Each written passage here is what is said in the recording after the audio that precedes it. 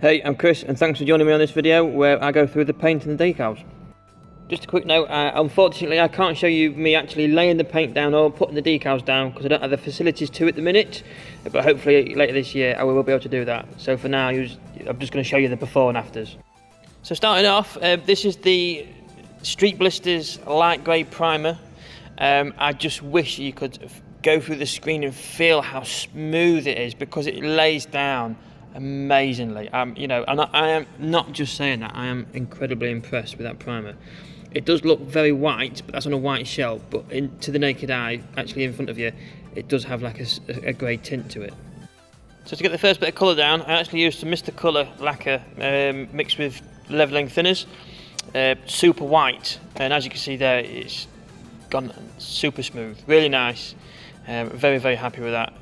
Also, regarding the primer, I didn't even have to sand the primer, it was that smooth. That's how impressive that Street Blisters primer really is. So yeah, as for this white, very happy with how it's laid. Yeah, super happy. In fact, it looks really nice and smooth. And this is it, the Mr. Colour C156 Super White, again mixed with levelling thinners from Mr. Hobby as well. So in the unboxing I mentioned about having to revise, look into doing some research on the different setups for the police livery, but in actual fact you got one for the V-Spec 1 and one for the V-Spec 2. Being as I'm doing the V-Spec 2, I'm going for these decals as you can see there, and then obviously getting it all masked up, ready to go. Now on the boot lid it does say police where the Nissan badge is, and I didn't see that until afterwards, after we've all painted it up. So I've actually left the Nissan badge there and put the police above it. So with the masking sets, I did cut them off individually just to make life a little bit easier for myself. The bonnet one, it is kind of angled at the front, so it kind of angles to above where the headlights are. And then the side ones, you can see on the side ones, they're like a little diagram. So there's a little lines where the door panel lines are, and then obviously the rectangle where the side repeater indicator is, just to make lining it up a little bit easier. Unfortunately, when I put off the second one, it ripped. I kind of snagged it and ripped it, unfortunately. But let's get those on there and then get some black down. So here we are, all masked up. On this side, you can see just below the yellow tape, the white masking set from inside the kit. I did see the raised bits there, and I did try and burnish them down a bit more. And then obviously around the back, around the top of the bumper. And then this side is the side I ripped when pulling it off the sheet, so I had to just use the tape alone. So yeah, it's harder when you haven't got a body panel line raised and you can follow that like I did on the Hakosuka. With this one being a bit of freestyle, shall we say, it was much harder for me, especially as I'm, still very, very much learning the whole airbrushing, masking, two-tone. Slowly getting there. Anyway, as you can see here, it got the black down. For the black, I did use the Street Blisters Honda Granada black colour. It's the same black I used for the Hakosuka. I'm very, very happy with the paint.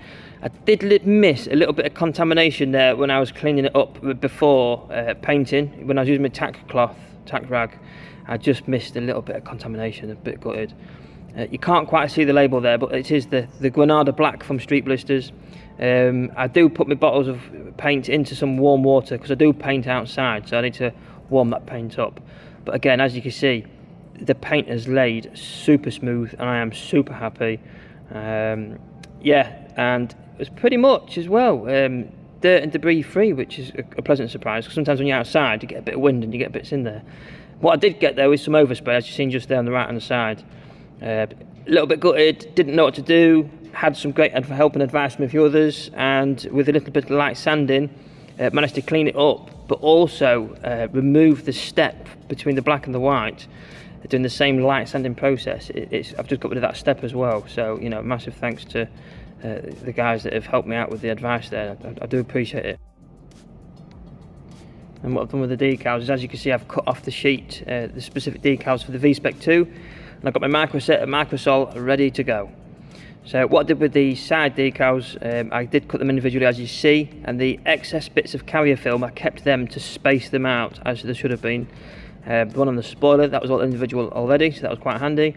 And there we are, the body all painted and all decaled up, ready for 2K clear, and I cannot wait. Until then, when I'm waiting for a nice bit of weather, so I can get outside and do that painting, I'm going to start doing some work on the interior and chassis work and whatnot. So for the next video, it will be possibly interior work, but keep your eye out, and thanks for watching. Just going to let this spin out, and yeah, catch you on the next one. Cheers, thank you, bye.